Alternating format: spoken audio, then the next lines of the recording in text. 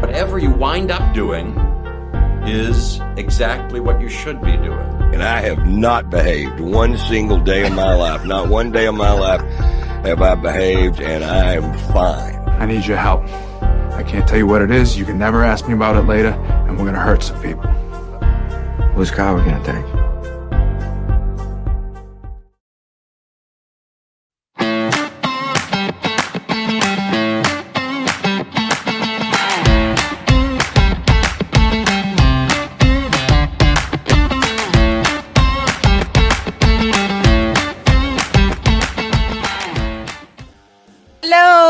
And good morning, and thank you for joining us on the Nikki Medoro Show. Good morning, my friend. How are you? I'm good. How are you?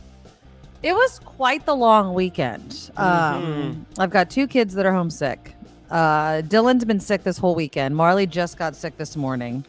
I'm exhausted. So let's go over the weekend. It was, I think I'm too old to have this, this fabulous of a weekend. Friday night was the Taylor Swift movie, which we'll talk about in a little bit. Saturday night was homecoming. And then last night I went out with some of my mom friends for an early birthday kind of celebration. My birthday is next week. And yeah, I just think that and I couldn't sleep last night. It was one of those tossing and turning type of things. So it was just one of those weekends that was jam-packed, and it doesn't surprise me that the kids are kind of homesick. But yeah, I want to talk about the Taylor Swift movie, Kim, because your daughter went, but you did not go, correct? Right. She went with a friend. Yeah. I was gonna. So this was my situation. I had tickets for Friday for the 6:00 show in Saratoga, and then I got a text from an old colleague of ours saying, "Hey, I'm going to be at the Los Gatos one. Do you want to go to that one instead?" Oh, Ryan. I know. Yeah. Ryan was there. Now, I'm just going to say it was so much fun and completely lived up to the hype that is the Taylor Swift Everest movie. But I want you to tell me, so your daughter went and she said it was just like a movie? So first of all, we got your text, which was a text of you in the theater and everybody in the whole place singing at the top of their lungs, and it looked so fun. Yes. So I showed your text to my daughter, and she had tickets I had purchased tickets for her to go 6:30 Friday night, but she didn't ask anyone to go. And so I turned the tickets back in and got a refund before the movie started, which was good. And then she decided she was going to go with a friend on Sunday night, last night. And she thought it was going to be just like what you had pictured. Yes. So they go to the movies and no one is singing at all. It's just like nobody was even like dancing or standing up. Like everyone was silent. There's no singing. There's just people watching a movie. Like there's no interaction between the screen and the movie. There's nothing. So she's like, it was good. It was like going to the concert. It was probably better to be there in person, but it wasn't like we were all singing like the video. That's so interesting because Ryan, who I showed you in that picture, told me that because there was 3 showings that night. The one right before ours was 9:45, so it was a late night also. Was just like yours. He was like, everyone was just sitting there. And so he addressed the audience because the radio station he works for was putting it on. And he's like, this is not a regular movie, people. Like, get up, dance, come down. And at first, like when it started, everyone was seated. And I was like, okay, so we'll just sit here and sing. And it was nice. And we stood up and sang, and then everyone started running down. This is what it's supposed to be for anybody that's going to go. I think you kind of just have to start it and just go from there. So this is what it's supposed to be like. See how they walk down? That was exactly like our movie. This is exactly how it was supposed to be. But apparently, let me take that off before I get completely dinged. We're going to get a total copyright strike on that one, but whatever. It's worth it. It's Taylor Swift. But apparently, all these people are posting on social media that they were pissed because they wanted the experience your daughter had instead of the experience we had. Oh, really? We felt this exact opposite. Yeah, they're like, I came to sit here and watch it and not have to deal with all these people screaming, singing, dancing in front of me, standing up. I wanted to sit in my seat and watch it. And I'm like, but That's not it's what not it's a about. documentary. It's a concert. Like, it's literally for people who could not get tickets to the concert. That's how I viewed it. I got my thing. Look, did your daughter get any of the merch? Yep, she got the cup and the popcorn basket. Yeah, I got the popcorn basket. Yeah. Apparently, people are selling that crap on eBay for like $200. What? I don't know if they're really getting $200 or they're putting it on. You can still get it at the movie theater for like $9. Really? Yeah. People are stupid. I don't know. I feel like it was so much fun. And I'm gonna say this, and I'm wearing my Beyonce t-shirt today to kind of prove a point, because Beyonce had gone to the Eras movie opening with Taylor Swift as like showing support.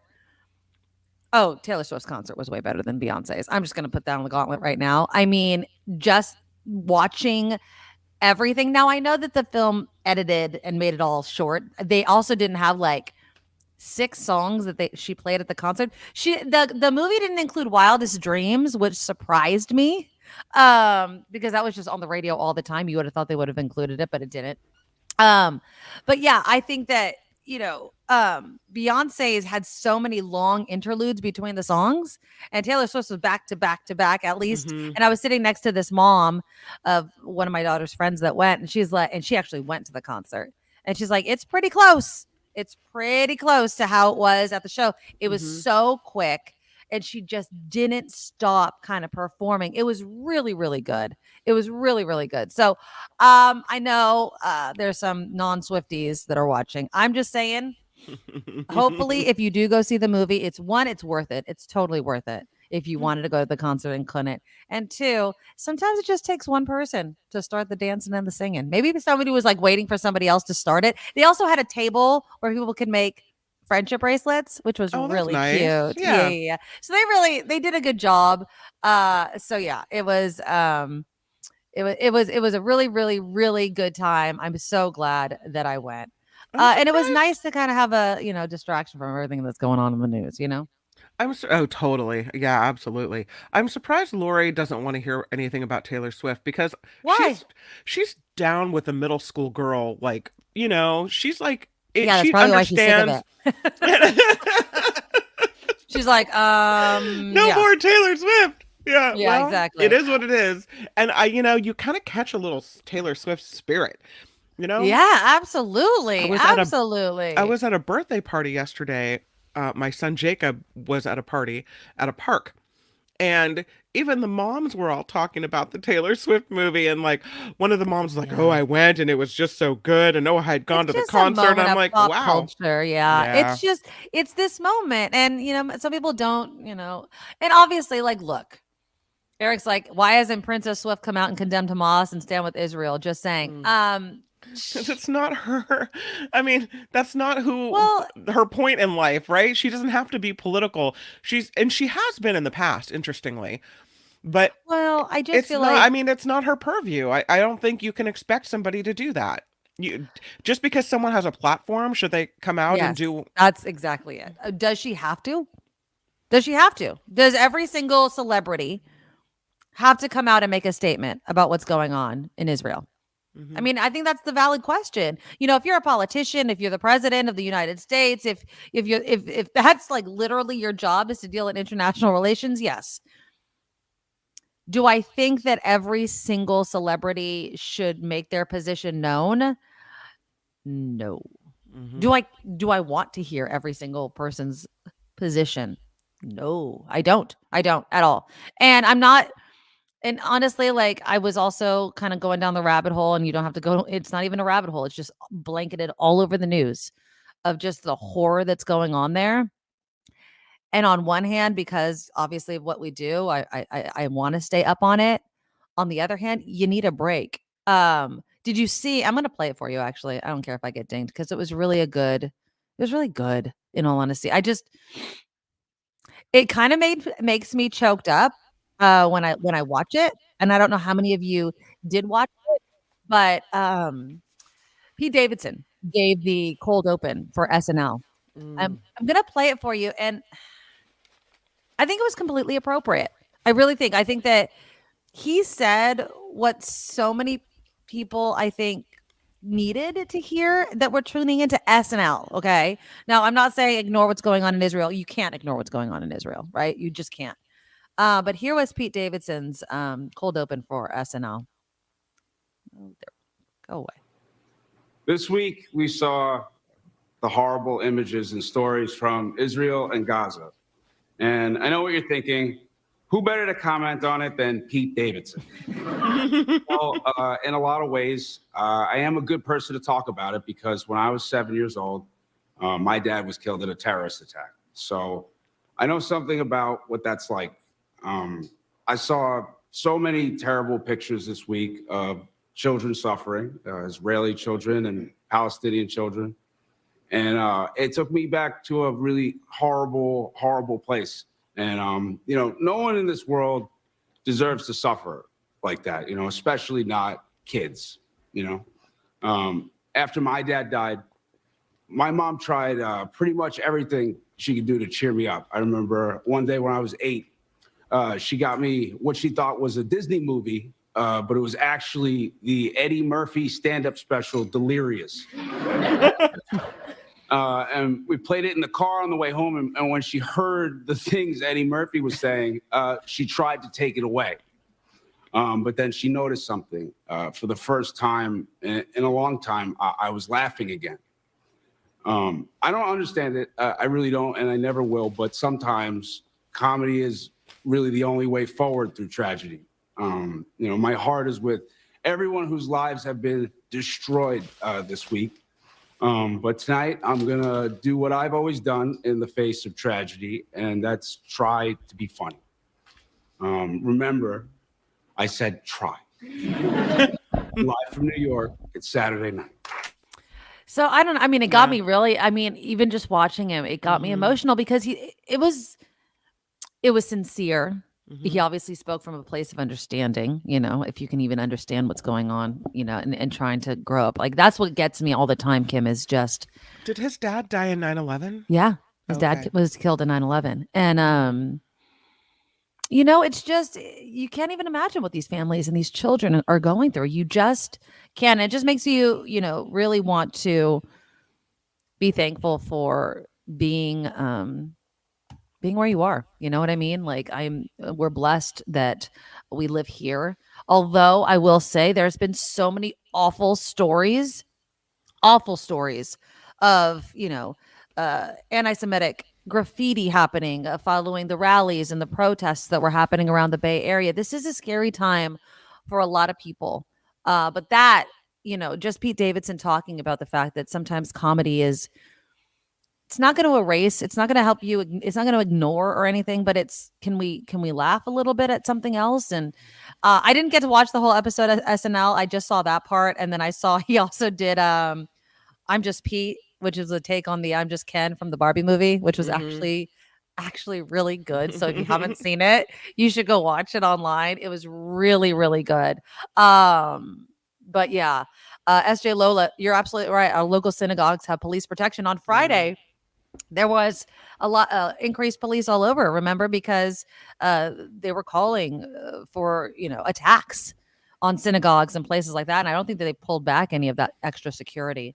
So, of course, we are going to follow, what's going on. Kim, obviously, she has the news, but we are going to talk about other things. And I hope that you guys don't see it as me ignoring what's going on in Israel.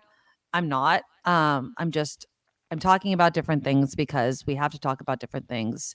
And it's hard, and it's hard to know what the right thing to do is. But we will obviously be focusing on that as well. I watched a movie last night, and you're going to think this is the weirdest comparison, okay? Okay. But I watched Are You There, God? It's Me, Margaret. Okay. And she goes through this struggle, the character in the movie, because her mother was raised Christian and her father was raised in the Jewish faith. And her parents decided that she was going to be nothing. And this I really relate to because my parents decided the same thing. Mm-hmm. All right. They said you can choose when you're old enough to choose and you want to be a religion. You can have instead of us just making you one thing or another, you can have an educated look into it. And if you choose to be a religion, then you can choose to be whichever one you want. Right. whatever. So she goes through the same thing. Her parents don't want her to be anything. But her teacher in 6th grade, they have a 6th grade research project. And he says, I think religion might be a really good research project for you. Because one of the things that she had Right. written about was, I hate religious holidays. So he's like, well, look into it. Tell me why you hate religious holidays, whatever. And so she goes to church. She goes to a Christian church, and she goes to a Jewish temple, and she goes to and I hope I'm not wrecking the plot for you guys, not that you were going to watch it anyway, right? And she ends up in a Catholic confession booth.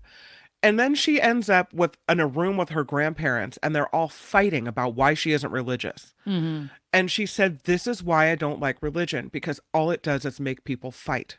Mm-hmm. And the moment she said it, I just thought about everything going on in the world and how religion is the source of such passion and such disagreement. And maybe the conflict in between Israel and Hamas has more to do with the way people have historically been treated, and I get that, but it all at the base root stemmed from religion. And we fight over religion, and is that what religion is supposed to be about? And is it worth it? And I don't know. As someone who comes from a non-religious place, just looking at the kind of the fire that religion ignites. Anyway. Yeah, Sam. it's tough. Yeah, Sam writes, there is genocide in Gaza. No side should be taken now. There's only one side, which is the humanity side. Well said, Sam. Absolutely. And again, and then Lady Beatrice says, I felt this conflict was something that SNL should have left alone. I know Pete showed a lot of respect as he had lost his father on 9/11, but I feel comedy should never touch this. I don't know if they necessarily did. I didn't watch the whole episode. I don't think they touched on it any more than this, right? It's not like they did a skit about Gaza. No. Yeah, no. And I don't know if Weekend Update did it. Again, I didn't watch the whole entire episode. And I hear what you're saying, but I don't think that SNL could have not done something, at least in the cold. I felt like the cold open, talking about kind of what Sam was mentioning, the humanity, the children, the suffering, like we see it and we're just going to try to make you laugh right now, even though there's so much sadness in the world right now. So that's what it is. It's a really hard balance, especially when you do current news, current events, when you talk about what's going on, to have this not be 24/7 the only thing you think about, because it is horrific what is going on right now. Horrific what is going on. Some people feel guilty looking away for a minute. Yes, exactly. Some people feel like, oh no, this is happening to these people. They're not able to look away, so I shouldn't be able to look away. But at some point, you have to protect your mental health. At some point, you're not there. You're not going through it. And you can't pretend that you are going through it. You're never going to have the same experience that they are. And so even if you feel bad and guilty and whatever, for your own mental health, sometimes you do have to, watch an SNL have a laugh or hang out with us on the show and talk about other things for a minute and divert your attention, because otherwise, I don't know about you, but for my heart, it's too much. Yeah, as you were saying that, and I think a lot of people do this.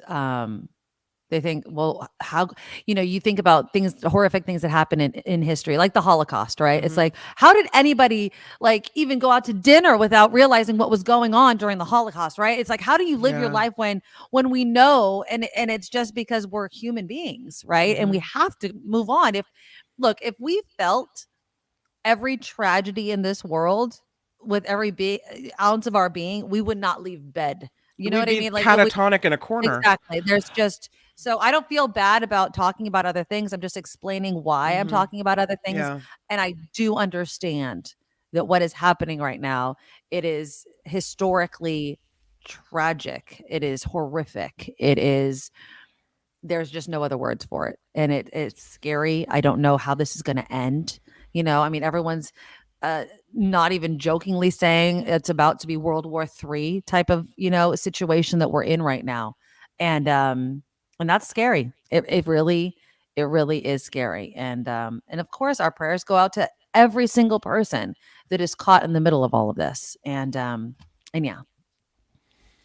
Joanne says, when my husband died, that was the advice I was given. I'm assuming to kind of turn away from the news for a while, or what was the advice that you were given, Joanne? Probably just to turn away from the, to Try divert to your find it. attention. Yeah. Yeah, and I'm sorry for what you went through, Joanne. That Yeah. sucks, to be honest. And I'm sorry that Exactly. happened, but I hear what you're saying about having to, do something else and look away for a minute and kind of distract yourself with the good. Exactly. Lori says Jews have always used humor in the midst of tragedy and oppression. Definitely do not feel guilty for needing a break from tragedy. Yeah, and that's what we're doing. So so we'll talk about some other things. Kind of on the religion bandwagon. I put this in my rundown kind of close to it because I knew we were going to be talking about it, but more of the business aspect of it. There are two companies that are coming to my hometown. Well, I mean, one of them's already been in San Jose. The other one it's going to be a new entry to San Jose. One is Chick-fil-A and one is Hobby Lobby. So Hobby Lobby is coming to San Jose. I heard Target sold a big parcel to Chick-fil-A. That parking lot, I know very well. That used to be next to my old rental that I used to live. I used to live like literally, I don't know, a mile from that parking lot. I know that parking lot well. That whole area before Chick-fil-A is moving in was a complete S show. Like Highway 101 is right there. It's a Capital Expressway. So there's a lot of people. It would take me, and I'm telling you, from one light over and overpass to that Target parking lot, sometimes it would take me 15 minutes. I'm not even kidding. And it's not even that far. So I'd have to like go the back way. So I can only imagine. That's kind of why I was bringing this up. Too many damn people, right? Too many damn people. And now you're going to put something that, honestly, there's a Chick-fil-A on, I want to say it's Blossom Hill near Almaden. And it's in like a Whole Foods parking lot.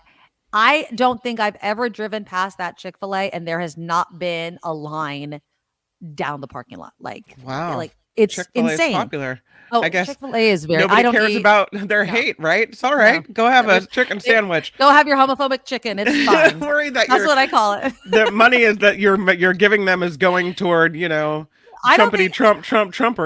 I don't know think if that's Chick-fil-A true. is that good. I don't know if that's true. I don't know. They donate money to organizations Yeah. that go against like gay marriage and things like that. So I call it homophobic chicken. That's Yeah. my joke.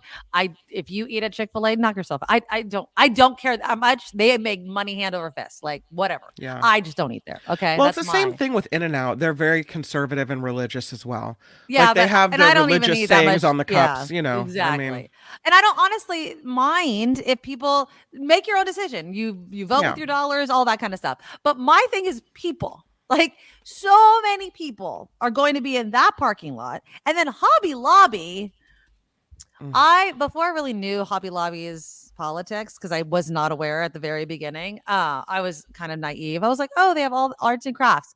I think I've shopped at Hobby Lobby in my entire life twice. Okay. I don't go back. So you can find all that crap somewhere else, probably cheaper, right? Like you can go online, you can go to Amazon, you can go to all kinds of places and get that kind of stuff. Isn't it just like Michael's? Yeah, it's way more. They have way more stuff. They have a lot of like home decor, really cute stuff, and then just a mass amount of quantity and variety. I guess I should say. And if you're in that whole modern farmhouse look for your house, that is the place to shop. Okay. Like they have the whole live, laugh, love thing on lock. Okay. So if you like that sort of thing, Hobby Lobby is your place. Weren't they the store, weren't they the corporation or what have you that decided that they wanted to fight against the government having anything to do with, paying for either abortions or birth control? Oh yeah, they're very religious. They're very religious. Didn't want the government telling them that their insurance policy had to cover birth control for their employees. Yeah. Yeah. Yeah, exactly. Yes. So they're another religious type of business. No thanks. But still brings a lot of people. So that's what I'm saying. Like, you can, yes, I know everybody knows who Hobby Lobby and Chick-fil-A are. But the amount of people is insane. And the reason I bring this up is there are so many people visiting some businesses that a parking lot is going to do more business than an actual grocery store. And I swear to God, this Safeway has been there forever. There is a Safeway next to Valley Fair. Okay. that is going to shut down and it's been there for 67 years, this Safeway, okay? And they're going to tear it down and just make more parking for the mall. And it's CVS is going to go away, Safeway is going to go away. They're just going to mow it down and put a parking lot there. And I mean, I don't know if that's a sign that that business is really good, obviously, for the mall, that you need all those parking spaces, or really bad that we're losing a grocery store and I guess a pharmacy, because CVS, right? Mm-hmm. For that location. Because I'm trying to think, and I know that area kind of well. Besides the mall, which I don't think you're getting your prescriptions at, there's fewer and fewer people. Rite Aid's going bankrupt. I heard that. Yeah. You know, I and don't think that means they're going to necessarily shut down, but they have to restructure their business, right? No, the Rite Aid by my house that I'm living in right now is never coming back open. They've closed the doors. There's a sign that says we are closed permanently. So I don't know what that means. You know what I mean? Hold on. Where did it go? Good morning, everybody. But I want to Harry. Better parking lots than pickleball courts. You guys are feeling really strongly lately about pickleball. It's really funny. Bilba says, don't Hobby Lobby believe that barcodes are from Satan or something like that. I don't know if that's necessarily true. Employees get to choose. Pickleball test in PE. I never work for either. Maybe San Jose is enlightened and no one will shop at either. No, everybody. There's Chick-fil-A's, and the nearest Hobby Lobby, I think, is Morgan Hill. So that's kind of far if you really wanted to go to a Hobby Lobby. And the only reason I went to that Hobby Lobby is because I have friends that live in Morgan Hill. And I was out there and I just moved. And so I went there and got some stuff, and then I've never been back. So Calvin says it's a bad idea talking about the Safeway being demolished for a parking lot. Nearby apartments and homes are a block away. Drive further for their food doesn't make sense. Everybody start using the bus for mall shopping. Exactly. You're getting rid of a shopping mall and a grocery store and a CVS for parking spots. It kind of just blows my mind that this is where it's going. But yeah, it's that's happened. Oh yeah, and Lori, Kim, did you see the eclipse? It was too cloudy. We went out because my son Jacob is really into astronomy. Really loves to see planets. He was so excited. So we go out and it's just totally overcast. There's no way you could see it. My husband woke up. I stayed in bed. I honestly didn't know why he was out of bed so early in the morning. What's happening? Why? I needed to sleep in because I'd been up until 1:00 in the morning because I'd gone to Taylor Swift the night before, so I was sleeping in. And he got out of bed and they came back. I was like, "Where'd you go?" And he's like, "I went to go look at the eclipse." I'm like, "Did you see it?" And I think he said, "Yeah, he saw it." So it must not have been cloudy where we are. Again, I didn't go see it. And then the sun was shining through our window and our blinds, and I could see the little crescent. Symbol. Then you saw it. No, but then he tried to tell me, and again, lazy, right? He tried to tell me, he's like, "No, that's just our blinds." And I go, "No, they're all little crescent. You really think that that's our blinds right now?" He insists it was not the eclipse. I'm saying that it is. So there, I saw it. Sorry, honey. I'm just going to maintain the illusion that I actually saw it and never got out of bed. I love it. Yeah, right. That works. Kathy and Campbell saw the eclipse. It was amazing. Yeah, I don't think it was cloudy where we were. That sucks that it was cloudy where you were. Because it's you're waiting all this time. Now, it was a full eclipse, right? It wasn't a partial. No, it was a partial eclipse. It was partial. Well, okay. it depends on where you were. So, according to Professor Andy Fracknoy, who was on Mark Thompson's show, right, it was an 80% eclipse in the Bay Area. Okay. But if you were in the certain path, then it was a full eclipse. I think it was a ring of fire. Yeah, but if for us, because of our location, it looked like a chunk was taken out of the sun, so it was an 80%er. Okay, perfect. Okay, well, it was still probably cool if you were able to see it. So, okay, let's do some headlines. When we come back after the headlines, I was reading this article in SFGate, and I really don't know how I feel about it. So this blogger that writes for the 49ers, and yes, for everybody asking, it was a torture game yesterday. I'm very upset by it. I don't want to talk about it. But there's a blogger that writes about the 49ers that works for the Press Democrat. Okay. And he was fired, and he's worked there for a long, long time. But he was fired for a crime that was bad crime, bad crime. I'm not justifying the crime. Okay. But it happened in 2005. He served his punishment, whatever that punishment is. I'll get into those details. And then he started writing under a different name. Okay. And then they found out his name. And now he's been fired. He's been fired. So here's my question. Is it fair to fire him for something that he did, one, a long time ago, and two, that he served his time for? Because at what point can somebody like start over? What was the crime? Okay, so I'll tell you what the crime is, and then we'll talk about it more after your headlines. And it was bad. Apparently, he worked at a school. I think it was Sobrato High School in Morgan Hill. He was a coach. He was a former coach at Sobrato High School. And he was at the time he was 32 years old. And he had a sexual relationship with a 17-year-old female student. And so that's someone with a kind of judgment that you want me to believe my news to get my news from? Okay, yes, because this, and I'm so glad that you brought that up. Okay, so this happened in 2005. Okay, he served 60 days in a work furlough program. He was also not required to register as a sex offender. Are you kidding me? Okay, so here's okay, well, I was going to get into it all right now. Let's do headlines first, and then we'll get into this. You can just dissect that. I'll give you that. Giant load of crap. Are you kidding me right now with that? Okay. That's a slap on the wrist for a hideous crime. It was not his decision. This is what the judge handed down, okay? So, again, he's a 49er blogger, and he was a high school coach when he did this. Is there any job that he can do, 2005 to 2023, that many years later? What job should he do? He's not working with children. He's not in a school setting. I would say arguably he doesn't really work with anybody. He's a blog. He writes a 49ers blog. I don't even think he needs to interact with that many people.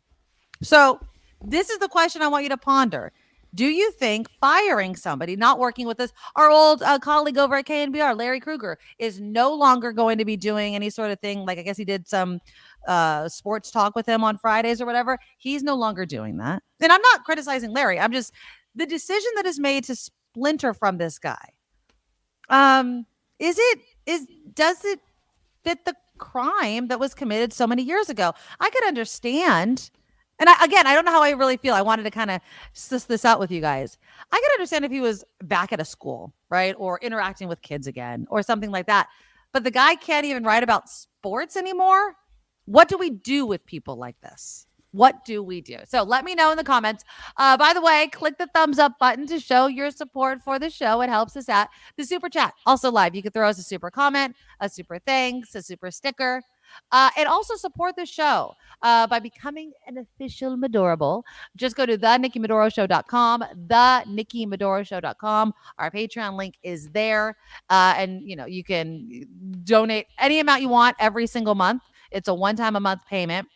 The door is closed on the raffle. Tomorrow we will be drawing the name of the winner of my box of favorite things. I have to stop buying things. I bought something else for the box on Saturday. I was like, hey, just stop already. Close it and tape it up. That's it.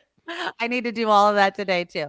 So tomorrow, we're going to do it in the first hour, because the second hour of tomorrow's show, we're going to have a guest that's going to be talking about pain management in this era of doctors not wanting to prescribe pain medication. We've talked a lot about opioids and cracking down on opioid use, but what happens if you have chronic pain? Because it can lead to a tragic result. So we're going to be speaking with someone about that in the second part of the show. So we will draw the name in the first hour. Of course, this is YouTube. You can watch it whenever.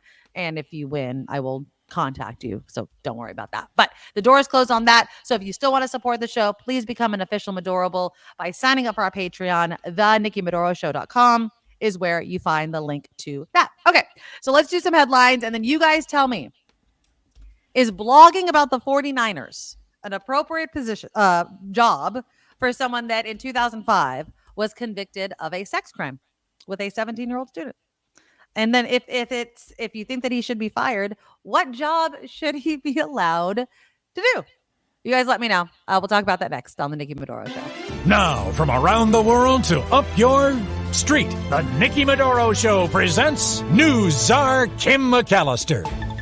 It was a brief respite from what is going on in the world, and now we're back into it. I'm Kim McAllister on the Nikki Medoro Show. A ground invasion of Gaza appears imminent as the war between Israel and the Palestinian militant group Hamas rages on. This one comes as clean water, food, medical supplies, and fuel are running extremely short in Gaza. Thousands of people are attempting to flee southward.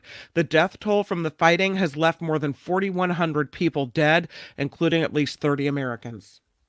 The United States is chartering a cruise ship to evacuate Americans home from Israel. This comes as commercial airlines have stopped flying out of Israel as this war continues. The ship is owned by Royal Caribbean. It can carry up to 2,500 people.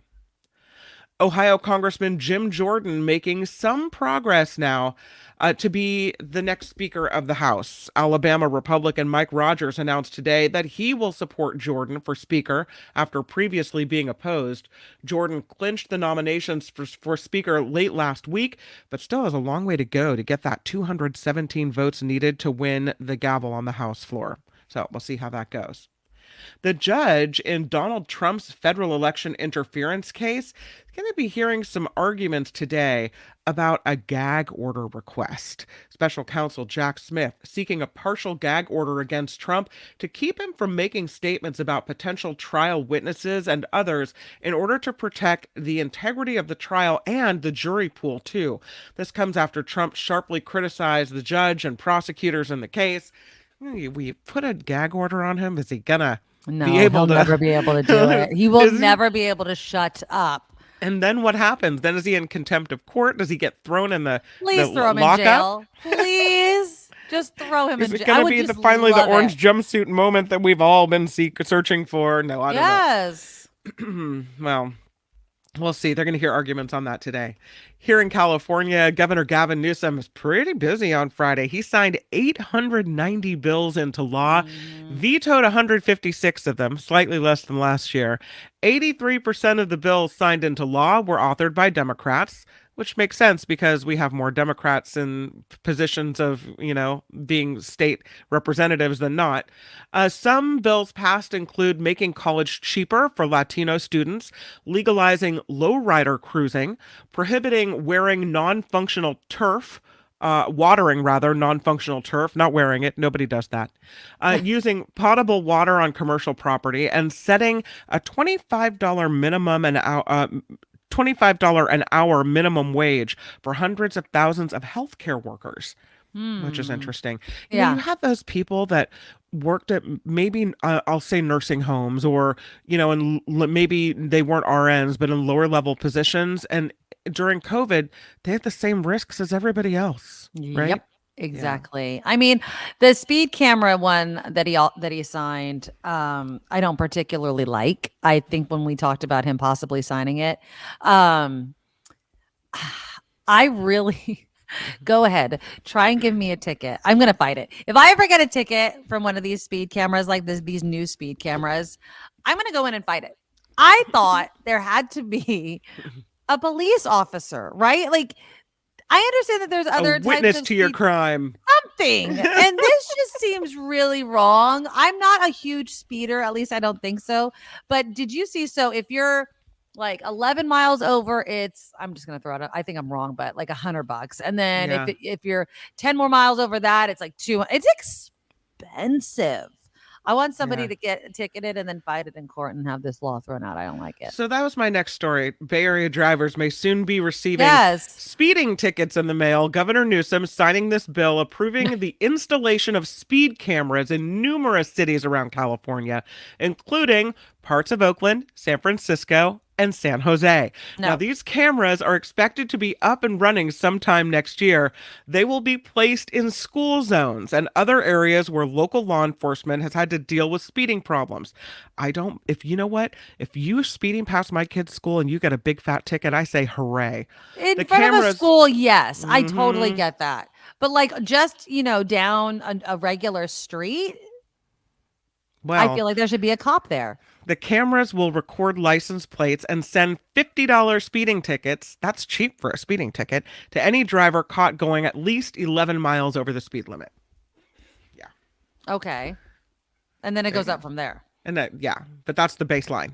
11 miles per hour is really fast over the speed limit. I would say like at least it's not 5 because I feel like everyone goes 5 miles over the speed limit, right? Well, So it seems like though often in a 25 through a neighborhood, people drive 35, 36. That would be an easy speed ticket. That'd be an easy ticket to get. and you also have to know what the speed limit is. Like obviously in front of a school, everybody knows it's like 25, right? 20, 25.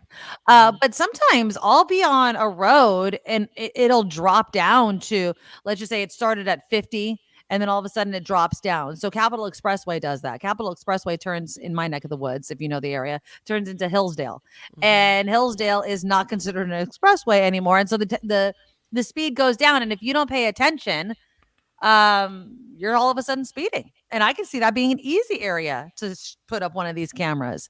And you get dinged before you notice that the speed went down. I don't know. I mean, I know it's for safety. I just feel like it's a slippery slope into being like caught without the person that's supposed to catch you there. And the person has to be there. Well, doesn't it seem though like people will know where the cameras are? So then they have to disclose it, right? You slow down for the camera and then you speed right back up again after the camera, right? I mean, you have to let people know that they're on candid camera, right? I think so. I don't know. Because everyone's going to know where they are. It's like the red light cameras in San Francisco. You knew where they are. You know where they are. You knew which ones. Not that I'm a red light runner by any, Oh, she is. That's her disclosure. I am not. I don't do it. I'm just saying, like, people know which ones. They know. They figure out where it is. Do you ever go through a yellow light? Yeah, but that's not running a red light. So what if it's already yellow by the time you enter it? Do you make an effort to speed up and get through it, or do you stop? So it depends on the situation, but I will say yellow is go. Yellow is go. Unless there's a bunch of traffic in front of me. And I know that my car is going to be wedged out in the middle of an intersection, then no. Obviously. Or if I feel like that yellow is really coming to a close. Now, if I have to slam on my brakes and it causes more stress and turmoil than to just go through the yellow, then that's, but if I see a yellow from a distance, then I'm slowing for the yellow. I'm not speeding up for the yellow. Yeah. I mean, I think I went through a yellow light with my daughter in the car not too long ago. And she's like, you ran that light. And I'm like, it was yellow. She's like, yeah, but it wasn't green. And I was like, you have a lot to learn, child. I saw a guy last night who just, he didn't even stop at a stop sign. He just kind of. California stop? There wasn't even that. It was went? It was a turn. Like you're supposed to stop and then turn right. He just, like there was not even a tap on the brakes. Nothing. Yeah, well, that's dangerous because that causes accidents so many times. So, yeah. Crazy. Okay, so let's move on because I want to let you know that something bad happened in Oakland. Oh. Yeah, sadly, the city of Oakland is marking a not so wonderful mark with its 100th homicide of the year. Oh, wow. Police say one person was killed, 2 others hurt in a shooting at the Peralta Hacienda Historical Park over the weekend. And police say that shooting death was Oakland's 100th homicide of 2023. Leaders continue saying they're working hard to stop all this violence in Oakland as reports of shootings continue to increase. But with a lack of police officers, it's only going to get worse. It's only going to get worse. And it's sad because, it seems kind of out of control, Kim. It really, really does. Yeah. It's sad. Look how pretty Oakland is. Look at that. And then, we have a lot of things look pretty from a distance. The planet looks pretty from a distance. You know what I mean? Yeah, it's true. Some other sad news this weekend, because, I'm here to bring the show down. But actress Suzanne Summers died after a long battle with breast cancer. Chrissy Snow. She was in the mid-70s. Chrissy Snow on the ABC hit comedy Three's Company, and she was my favorite on that show. I don't know about you. I love John Ritter. Yes. I never really connected with Joyce DeWitt's character. No, but Janet. But Janet did serve a good role. Like you couldn't have Three's Company without that character, but she was the favorite because she was always the stuck up like kind of person. And whereas Chrissy was just so innocent and so dumb. Yeah, exactly. I heard on the news this morning that she got fired because she wanted the same amount of money as John Ritter. Equal pay, and that's why they cut her loose. Yep. Yeah. And then they had tried to bring in that other Chrissy substitute, and it just was a no-go. Oh, right? yeah, like her cousin or something. Yeah, no, you couldn't replace her. And then, of course, she was on Step by Step and some I other never show. And then watched that show. I did. I watched Did that you? show for a little bit. And then, of course, she had the Thigh Master, which was also, I don't know, an iconic piece of exercise equipment. Yeah, I liked her. I mean, she did battle breast cancer for decades. So, I was reading something about that Thigh Master commercial, uh-huh. and apparently she bought these Manolo Blahnik shoes.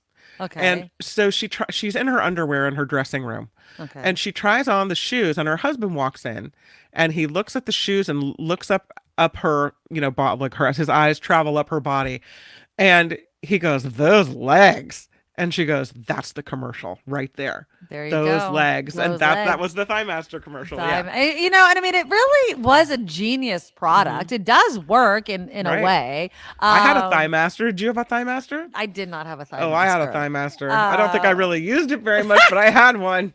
No, I didn't have a Thigh Master, but I knew what it was, and I know Yeah. people that had them. So Yeah. she made a lot of money off that. So yeah, and she passed peacefully in her sleep. Like, if you're gonna go, there you go, 76. Her husband wrote her the most beautiful love letter and gave it to her the day before she died. So he gave it to her. She reads this letter, and then on that night she dies peacefully in her sleep. And I will say that today would have been her 77th Yeah, birthday. That that's she died one crazy. day before her birthday. And it's so interesting. I remember when I worked in a hospital, I often logging in dates of death and dates of birth, etc. And it's so weird how so many people seem to die close to their birthdays. That's a totally non-scientific thing. Something I just Right. happened to notice. It's very strange. I Yeah. wonder if there's something like mentally, your birthday is coming, and it's just kind of like your body knows sort of that thing. I don't know. There's other things I always wanted to know if people would keep track of, like how many people get into car accidents with people that they know, right? Like I got in a car accident and I get in my car and I know that person. Like how many Right. people does that happen to? Or what song is the last song people listen to because they get in an accident or something and they die? I always want to know these things. There's no real way of knowing it, I guess. But it's like all those kind of weird things I'd love to have answered and I'll never have answered. The so. morbid details. Exactly. Well, in addition to acting, as we mentioned, Summers had her own line of health, beauty, and fitness products. She was diagnosed with breast cancer in 2000. She, again, died Sunday, just one day shy of her 77th birthday, which is today. So, as they say, if you believe or not, happy heavenly birthday, right? There you go. And lastly, the winner of the big old Powerball $1.77 billion jackpot has yet to come forward. So we still don't know. They're talking to a lawyer. They're getting their They're ducks in a forming row. their LLC, right? Exactly. Yeah, we don't know the identity of the previous $1 billion plus jackpot winner from July 19th. The winners have a year to come forward. Wednesday's winning ticket was sold at a liquor store in Frazier Park in Kern County. The July winning ticket was sold at a mini market near downtown Los Angeles. 3 lottery tickets worth more than $1 billion have been sold in Southern California in the last year. So my question is, should they have changed those rules? Is it better to have a bunch of $1 million, $5 million, $10 million winners, or 2 $1.77 billion winners? I mean, I don't know how they can really spread control it. Spread the millions around. Well, Yeah, but you can't really control it. before they changed the rules, there were more winners of the smaller jackpots. Once they changed the rules to make it harder to win, that's what's causing these jackpots to swell like this. Well, okay. So explain that. I'm sorry. Explain what the rule changes. So I don't know exactly what the rule change is, but they made it harder to hit all the numbers. And so it happens less frequently, which is what causes the jackpots to mount and mount and mount until they get to this huge number. It's something about the way they pick the numbers and what numbers you have to be. Maybe how many numbers you can choose from. Obviously, if there's more numbers, then the probability, right? Yeah. Karen agrees with you. It should be spread out, more happy people. Yeah, but I think that you want the jackpot also to build so big because people that don't often play will play when it's that big. Yeah. That makes sense. So I don't know. Oh, they added would one more just- number. That's what they did, apparently. I'd rather have like, I don't know, people.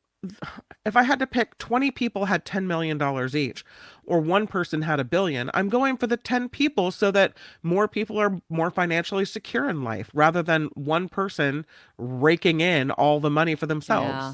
I mean, I would like that. I mean, anything that betters my chance of winning, I would be stoked about. Harry's like, will Nikki's mystery box have a Powerball winner included? Well, I would never purchase a Powerball or Mega Millions ticket to go in the box because that wouldn't make any sense. Because what if? I mean, I guess I could buy it and then you could see. What if it was the winner? Yeah, you could see, but no, it's not going to include that. It will not. You would have to sign the back of it and have clip a note to it saying, I've already signed the back of it. There's one line for you to sign too. And if we win it, it's a splitsy. Yeah, that's funny. That's really funny. Yeah. This show, this newscast, and the whole shebang is sponsored by you, which means we do rely on you. We're not winning the Powerball anytime soon. We do rely on you. That means that we'd love for you to check out our website, thenikkimedoroshow.com. And it's not just the Patreon and the PayPal information you'll find there. Oh, no. It's got the podcast information. It's got the Nikki Medoro shop information. It's got more than you can imagine. So check it out, thenikkimedoroshow.com. I'm Kim McAllister on the one, the only, it's the Nikki Medoro Show. All right. Thank you, Kim. Okay. Let's get into the pervert, okay? So, now I'm going to recap the story, okay? Because when I read it, I said to myself, as a society, we are very unforgiving. And I think rightfully so, okay? I will say this, to crimes against children, right? Like if you commit a sexual crime, especially, or abuse of any kind to children, we want to throw you into the gates of hell, it seems like, and you shall not return to society. But that's not actually what happens. Well, thank God somebody holds someone accountable, because certainly this isn't the law enforcement in this case. Okay, so let me go over the case, okay? I have the Morgan Hill Times up here. This is from October 3rd, 2006, okay? And it reads, former coach gets 60 days in a work release program, will not have to register as a sex offender. Jeffrey Patterson, 32 years old of San Martin, had a sexual encounter with a 17-year-old female at Sobrato High School and had that sentence. The woman who identified herself as Charity said the former football coach, Sobrato football coach and math teacher was fully aware of the girl's delicate mental status. He was fully aware of her lack of self-worth and immaturity. I mean, she's 17. Which makes the seduction so much more deplorable. The woman said he manipulated her feelings so much that she was sure it was okay for him to tell her, when I have sex with my wife, I think about you. The whole episode has got, and this is the woman's daughter, my daughter, mentally worse off than ever before. The mother stated the victim had been to the emergency room because of an overdose and added that the impact on our whole family unit has been horrific. My other two children, ages 5 and 8, have been exposed to more than what is fair. Then alluding to the victim's age, the woman said, although she was an older victim, being 17, she was emotionally younger, referred the judge to a letter written by the girl that said, because of Mr. Patterson's mental and physical seduction of my daughter, it will be many years, if any, before she'll be able to have a stable relationship. Now, the DA said the fact that the act was consensual and the fact that the student was nearly 18 likely played a role in the judge's decision to release Patterson to a community corrections program that will allow him to work while serving time in a residential corrections facility. He said, absolutely, when we look at this case, we look at things like the age of the victim, whether the act was consensual or non-consensual. We'll look at if there's any sort of prior behavior, prospects in the future, whether this was a situational type of thing or indicative of a larger problem. So that's just kind of the background of it. I'm not buying what they're selling. Okay. The guy was in his 30s. He was in a position of authority at a high school where she attended. He's supposed to be responsible and helpful to children, not take advantage of them. Absolutely. So I'm outraged by whatever good old boy network allowed this guy to get a slap on the wrist and nothing else. And so if now he's facing repercussions where nobody wants to work with him, well, guess what? That's what, you know what happens? When you do something like that, then you face the music. Right. Now you're right. I'm not going to cry a river over this person. Absolutely not. Right. No sympathy. Okay. For how long? The rest Does this of guy his not life. work again? The He never rest works of again. his life. If he finds somebody that wants to hire him, fine. Okay. But if all of his employers know about it and when they find out about it, they're like, you know what? Sorry, we got to separate ourselves from you. Then fine. Vicky agrees with you forever. Out. He's out. Karen says male judge should not be judging these types of cases as they allow this more often than not. The judge should get removed, get a petition together. Okay. Well, this was back in 2006. I don't know even if the judge is still judging. Okay. Now the God, if that was one of our daughters, think about that. If that was your daughter, I would lose my ever-loving mind. Are you kidding me? Again, I am not justifying that. I am not. This is not about, I think this guy's a good guy. Okay. Now, the Press Democrat put out a statement 2 days ago. Said the interim director, John DeAnna, wrote this. He says, this morning I learned that Jack Hammer, whose work as a freelance blogger covering the Niners has appeared in the Press Democrat since 2021, had pleaded no contest to a felony child sex charge 18 years ago and was sentenced to 60 days of work release. We have terminated his services effectively. And then it added a little bit further down. He says, as a freelancer, Patterson did not represent the Press Democrat in a professional capacity. As an independent contractor, he was not an employee and therefore was not subject to our employee background check process, which obviously would have exposed the fact that this guy was not Jack Hammer. He was Jeffrey Patterson. But here's my thing. If he's not, and again, I agree with you 100%, Kim. Like, honestly, if this was my kid, I want to throw away the key. Okay. But he doesn't work with children. He blogs. From what it reads, he doesn't even really go into the newsroom because he's an independent contractor. Is he not allowed to have a career? Yeah, blog to your heart's content. Doesn't mean that I have to read it. Doesn't mean that I want to have anything to do with you. Doesn't mean anyone has to hire you or pay you for it. Go ahead, do your little blog and see if anybody wants to read it. That's great. Maybe there are people that don't care. S.J. Lilla says that sentence was a travesty of justice, but let him do a sports blog. It doesn't put him in proximity to kids, and I don't want to pay for him to be on welfare. That last point is my point. It's like, if we literally, like, again, I agree with you, throw away the key and don't let these people work, what are we supposed to do with them? Like, what do we do with people that need to... He has children. I don't know if he's still with his wife, but his wife had a baby when he was being sentenced or during his work release or something. So he was a total a-hole. What do we do with these people? That's my question. We can't just set up an island and put every sex offender on it, even though we may want to. They do have to make ends meet. I would not want him anywhere close to children. Beth says our local septic tank company hires ex-felons. It's hard work. Maybe that's it. Like, find really hard jobs. Now, I also think that the fact that he used a different name spoke volumes. He was trying to hide himself. You know what I mean? Like, why are you choosing, even though, I mean, it's not uncommon for writers to use pen names and stuff like that.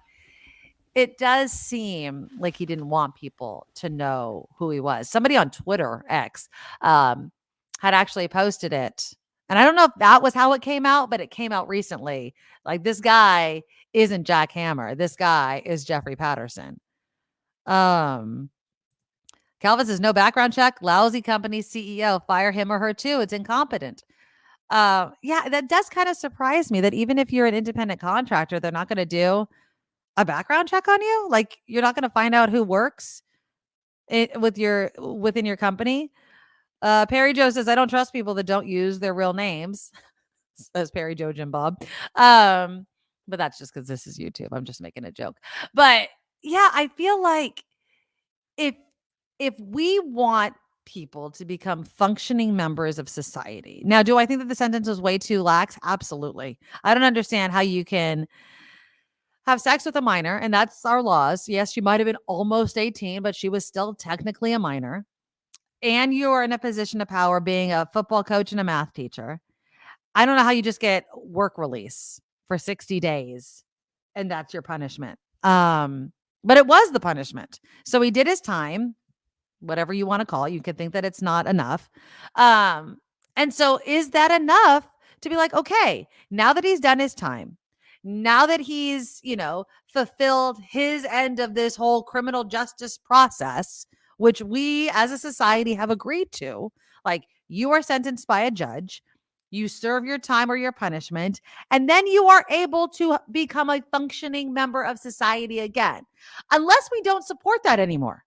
Unless we're saying, no, it doesn't matter what you do. Certain crimes mean you will always lose your job. You will always, be found out. It just seems, for lack of a better word, not fair. Now, again, I'm not defending what this guy did. It was horrific, and I wish that there was a place where people like this could go. But that's not the society we live in. What do we do with people?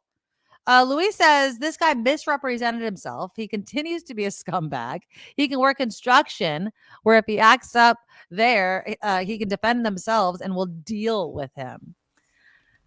Again, it's just this idea of no rehabilitation that I'm taking issue with. Vicky said just because a murderer does his time, he's still a murderer. Absolutely. Absolutely. You're right. But what do we do with these people then? But he may have done his time, but it doesn't mean that I have to want anything to do with him or that I want to read what he has, his ideas, or that I want us to support him in his career. It doesn't mean that at all. So you could go do your time, and if you manage to eke out a living in whatever way you want, that's great. And I can't believe the Press Democrat has that policy. Somebody, especially for a business or agency that is public in nature, they should know better. That anyone that appears in print in their publication is going to represent them whether they like it or not. That's right. That's exactly right. Absolutely. Yeah. Lori says, obviously, the teacher-student dynamic of situation is very problematic. However, not working with kids and a-holes need to work. That's nail on the head. That's my point. I don't want my tax dollars having to go to give this guy unemployment all the time because everyone keeps firing him. Make sure he doesn't work closely with children and make a living. Like that's kind of the way I'm coming at it. Randy says he did his time. Doesn't he get a chance? Not to work with children, not to work anywhere close to that. I wouldn't even want him really working closely with women. In all honesty, he has shown that he doesn't have a good, he doesn't have good judgment there. Knowingly making bad choices, you pay the consequences. Seriously, Karen Just writes. Because somebody does their time, why does that mean I then have to support them as a human being or a person? I don't. But you will if he's on unemployment. You will if he's on welfare. You're supporting him more with him not working, in all honesty, through our tax dollars. Well, he'll find a job doing something, right? But maybe just not something where he shares his ideas with the world. Because quite frankly, I don't want your ideas. Right? I mean, I don't, if you're making such poor choices and hurting people, and I think he hurt this child. Yes, I absolutely I don't agree. ever want to support anything you do for the rest of your life. I just think there should have been some disclosure. I wouldn't, like, is Scott Peterson, even though he's, not on death row, but he's going to be in prison for the rest of his life. Let's just use him. Right. If Scott Peterson is ever released, right, and wants to get a job, should he be able to? Sure, if he's released and he's served his time. But Doing it doesn't what? mean if he's, making sculptures, it doesn't mean I have to support him and buy one. Right. No. But couldn't you just not read this guy's blog and he could still get paid to write it? Well, no, because I think that the publication for which by which he's employed or who pays him has a right to say, we don't want to support you either. Right. Jim says maybe when you do a heinous enough crime, we start looking at taking citizenship away and send them to Florida. Jim's brutal. Jim wants us to have you steal something, you get your fingers chopped off law. I love you, Jim. Yeah, Jim means business. Vilma says, I don't think this person is asking for anything except a job. Is an abuser ever rehabilitated? If he does he ever get another chance? It's true. I would feel differently if it were my daughter that was the victim. Mm-hmm. I mean, I would not want if somebody came up to me, if I was, an employer that was hiring people, and they're like, you have to fill out your application, right? And it says, have you ever been convicted of a crime? And they said, yes, felony. I forced a 17-year-old to give me a blowjob. I'd be like, yeah, I don't think so. I don't want you I around don't think me. that's what the law's called, but yes. Well, that was what he did. That was his crime. Oh, so, God. Yeah. So, You know what, though? There are so many people, and I know working in the media, there are so many young men who want to be in sports, and they want to be sports journalists, and they want to be sports bloggers, and they always have something to say. And if I have a choice, if I'm the person, and I'm not the market anyway, who's going to be reading a sports blog, but if I were, and I had a choice, I'm not reading the sports blog of some convicted sex offender, right? I'm reading the sports blog of someone who doesn't come with that baggage. Yeah. So. Harry says he's doing sports, not morality. And did we forgive Bernie Ward, who we have talked about on this show? Do you see him on the show, though? Exactly. He was fired. He was like, oh. No, do you see him on our show? Oh, God, no. Do you see him on the Mark Thompson show? No. Do you see him on the after party? If he had a podcast, would that be okay? If somebody hosted his podcast? Absolutely. He could have a podcast. He has a lot of really interesting things to say. And there's part of my heart that considers him, despite everything, there's good parts of him. And it's very challenging for me.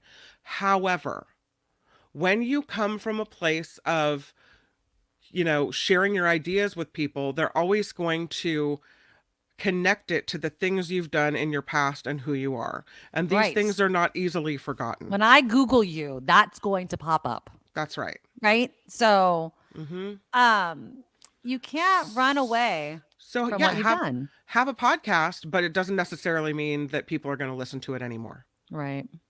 Because your credibility's gone. Yeah. Karen says, no, Bernie was never forgiven. He does not get involved in anything, podcast, media, anything. Yeah. And then because it becomes about the thing he did and not about the ideas he shared. And everyone's going to be thinking about that. Look, if Scott Peterson came over to do like yard work, I'd be like, yo, man, no, thank you. Right. Like you might do great lawn. Yeah. I don't know what you call it. You might do great yard work. I still don't want a murderer doing my yard work. Oh, but he paid his time. Doesn't that Exactly. make it okay? And that's the whole thing. It's like, but what do we do with these people if we keep, shuffling them off to the edges of society? Then, because I also subscribe to this belief that if you so for instance, and this is semi-related, let's say you think your spouse is cheating on you, right? But they're not. But you treat them, you get mad at them, you're so suspicious of them. If you treat them like an adulterer, they might as well F around on you because they're being treated that way anyway. So with somebody that's done their time, if they're constantly treated like an outcast or they're constantly treated like they're still a criminal, even though they've done their time, whether we agree with it or not, they could just be like, well, F it. I'm just going to become a criminal. I'm just going to do terrible things because you treat me like it anyway. Does that make sense? It's just we have to find a way for these people to be better in society, or the alternative is they become worse for society. And I don't want those freaking people out there either. And good, but what I'm saying is I don't have to support them in their endeavors. Right. So if I'm someone who subscribes to the Press Democrat, I do, right? I pay a monthly fee to be able to log into their website and read their newspaper. So because I'm paying that, am I then helping pay the salary of a sex offender? Yes. And do I want my money to go there? And the Press Democrat has to think about that. How many people are going to cancel because they don't want to be supporting that kind of person? I love Luis. He's like, I'm not sending Bernie or scumbag sports blogger a super sticker. I wouldn't either. But again, they have to make a living. That's my whole point. Is they have to make a living. Then they do have to make a living. And then it becomes, well, what standard am I holding everyone to? Am I, then worthy? Like, am I the most upstanding, perfect citizen in the world? Am I like this perfect person that doesn't deserve any scrutiny? I mean, I'm not a criminal. No, but I've never done anything as bad as forcing sex on a child. no, I'm not saying that. But like, I'm sure, there have been times where I've hit that yellow light where people were like, She almost ran that red light. chit, That's the worst that Kim McAllister is going to do. Randy says if he goes on welfare or does something that puts him back in jail because he can't find a job, then you're paying for him anywhere. Anyway, true. And then Jim says before the internet, people could get out of jail and actually rehabilitate and continue a successful life. But that is no longer applicable these days, nowadays with the internet. That's so true, Jim. I'm so glad you mentioned that because it's like, again, like I mentioned, you can Google it and that's it. Like you're screwed. And that's why we try to get across to kids. Like, don't put things on the internet because it lives forever. People will find it. Yeah, you can pay to have it pushed down on page 3 of freaking Google searches, but it's still there. And don't you think there's a difference between like a 20-year-old who was convicted of sex with a 17-year-old, if that ever happens, versus a high school teacher in his 30s? I just think that that's total abuse of power and authority. Of course it is. Anybody, no teacher should ever be in any sort of relationship with a student. I don't care. I mean, it's sick. And sometimes I'm going to be honest with you. So I went on Thursday night to my daughter's homecoming. Okay. And did you go to the dance?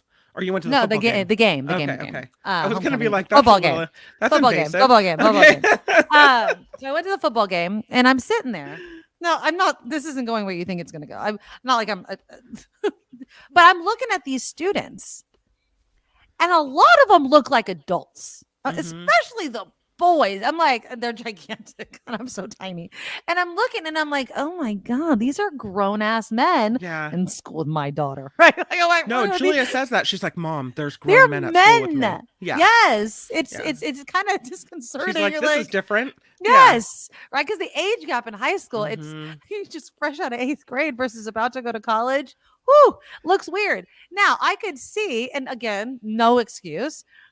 But like a Mary Kay Letourneau, even though I swear Vicky Falau did not look like, in my opinion, a grown man. But you could see how like there could be some confusion if you're a 20-year-old teacher, right? Yeah. And you're looking at 17-year-old students, like you were saying. Yeah. But you're 32 years old. Yeah. I don't care what a young lady looks like at 17. She's still 17. You know what I mean? Like there's just no excuse. And I don't know, man. I just feel like it's sick. And you should not go into teaching if there's any way, shape, or form an attraction that you may have with students. You need to remove yourself from that situation 100%. And no, don't be trying to pick up on me. I'm a mom. I look like a mom. I act like a mom. I'm a mom. Do you think there's ever a I don't know. Never mind. I was just gonna I was going to say, do you think there's ever a person who is a convicted sex criminal can ever fully be rehabilitated? It matters. I would say if you're convicted because you're my example, a 20-year-old having sex with a 17-year-old that you guys used to go to high school together, but your parents were pissed and you got convicted of statutory rape.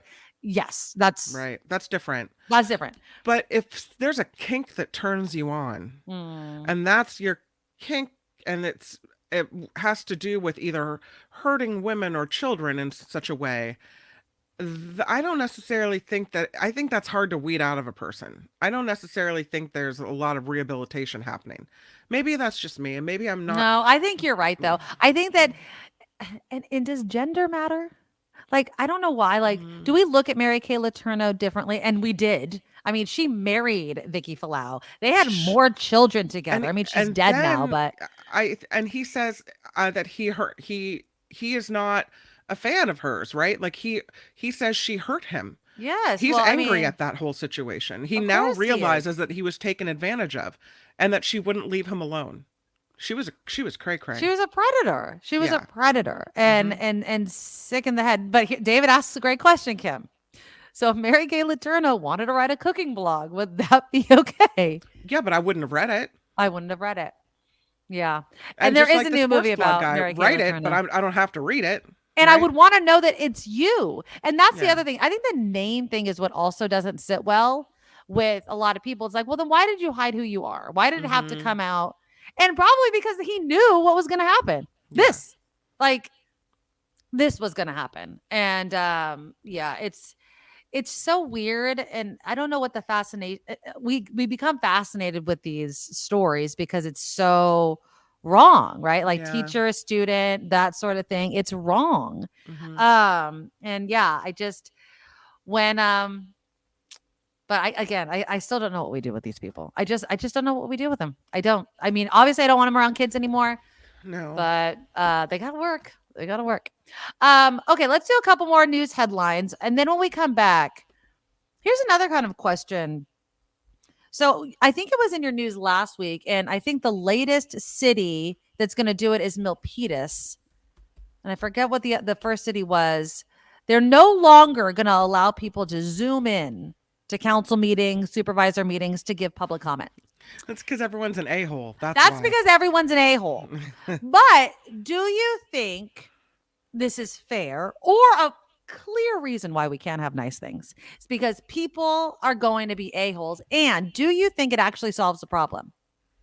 I want you guys to let me know in the comments. Do you think that a-holes will still show up and say it into a microphone just like they would say it into Zoom? Have we hit a breaking point in society where people just don't care about hurting or being offended by people? Or is it simply, those kind of keyboard warrior, people who are just going to make awful comments because they have the safety behind their camera, but they would never say it to your face? You guys let me know. What side of society are we truly on? And do you like the fact that it has to be in person? If you're going to say it, you're going to say it to my face. Yep. All right. We'll do all of that. Again, click the thumbs up button, show support for the show. And here's Kim with some headlines. Now, from around the world to up your street, the Nikki Medoro Show presents News Czar Kim McAllister. We're right back into it again, aren't we? Let's go to the war between Israel and the Palestinian militant group Hamas. The ground invasion of Gaza does appear to be imminent. This comes as clean water, food, medical supplies, and fuel are running short in Gaza. Thousands of people trying to flee southward. At least 30 Americans have been killed, 13 still unaccounted for. And Secretary of State Antony Blinken is pledging support for Israel as the country prepares for a major military offensive in Gaza. He met with Israel's defense minister in Tel Aviv today. He said the U.S. has a deep commitment to Israel's right and obligation to defend itself and to defend its people. A judge is issuing a limited gag order now against Donald Trump in his federal election interference case. So it is happening. There was arguments before, and now we know the gag order has been issued. The order prohibits all parties from making statements publicly targeting special counsel Jack Smith and his staff, court staff, or potential witnesses in this case. The federal judge decided against restrictions on disparaging the Justice Department at large, which prosecutors had requested. So Trump can come out swinging against the Justice Department as a whole, but not against the special counsel, not against the court staff or any of Jack Smith's staff, and not against any potential witnesses either. We'll see how long that lasts. Yeah, exactly. I'm like, and the clock is ticking. Let's see how long it can last. The third Republican presidential primary debate will be held in Miami. Bienvenido a Miami. The debate. I always have to say that whenever people say it again. Do it again one more time. Bienvenido a Miami. That was a song. I think it was a Will Smith song, right? Or what was it? It was really funny. Welcome to Miami. Come on, people. No? Okay. That's just the debate hosted by NBC News is set for November 8th. Qualifying candidates must poll at least 4% in 2 national polls or 4% in a national poll and 1 early state poll. So you have to at least hit that threshold in order to participate. You think that Trump's ever going to make any of these debates? Probably not. He doesn't want to go. He doesn't. And he doesn't have to go because his people are going to believe him no matter, if he sets the world on fire, they'll still be like, oh, Trump. Trump, I love you. Chicago's mayor, is set to visit the southern border this week as the migrant crisis grows in his city. Mayor Brandon Johnston mentioned earlier this month that he wanted to visit the border to see the migrant crisis for himself. So far, tens of thousands of asylum seekers have arrived in Chicago as city resources are strained and officials are scrambling to open even more shelters. So this is now hitting more and more cities, right? LinkedIn is laying off nearly 700 employees. And they're going to go on LinkedIn to go get another Brush job. that LinkedIn up. More of the job cuts involve the engineering staff, along with reductions in the company's finance and human resources groups. According to CNBC, LinkedIn announced the cuts in a memo citing challenging times. As the layoffs come as the business-oriented social network's revenue growth has slowed over the last 2 years. Do you think that people fired from LinkedIn would hop on LinkedIn to get another job through LinkedIn? Well, sure. Yeah, because they know their LinkedIn is. Well, what isn't that people are kind of gonna the look at. scam from LinkedIn? They're like, we need more people to be using our stuff. Let's just fire a bunch of freaking people. We got to get some business on the LinkedIn. And then yeah, exactly. Then they'll come right back around. That's hilarious. Do you know LinkedIn, though? And I don't use it this way, but it's really a social networking website as far as you can post like articles and work-related things, well, other things too. It's a weird site. I go on there occasionally, like when I get a notification that somebody's trying to find me. Yeah. It's an interesting kind of platform. Yeah. I'm not really married to it. No, I'm not either. San Francisco Giants coach Alyssa Nakken is making history again. Nakken.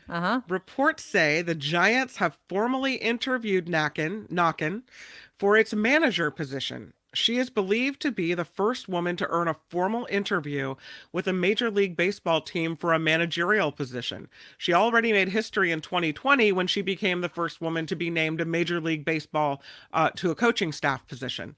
The 33-year-old was considered to be a key part of the coaching staff when the Giants won a franchise record 107 games in 2021.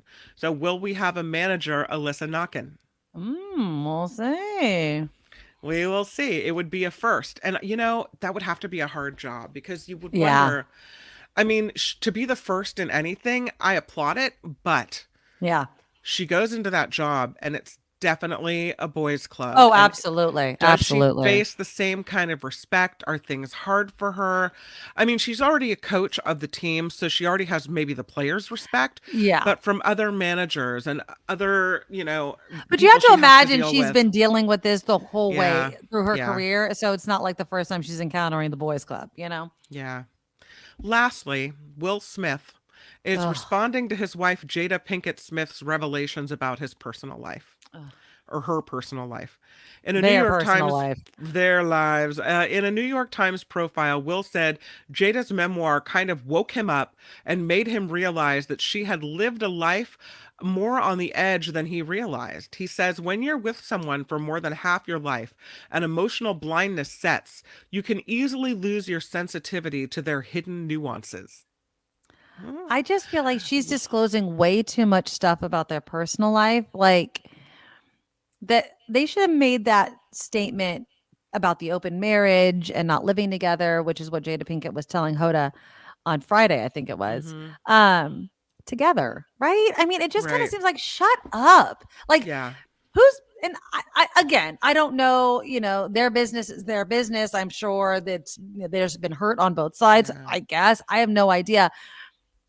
But it does seem like she's disclosing so much personal stuff about their marriage. And it's like, shouldn't he be sitting next to you? Shouldn't this be something that you guys disclose together because there's still so much love together? I mean, if for whatever reason, for financial reasons or public image reasons, you've decided that even though you're separated, you're not going to get a divorce, but you're not going to tell people that you're separated, then maybe you both have a, I don't know, a need to be involved in whether that revelation is made public.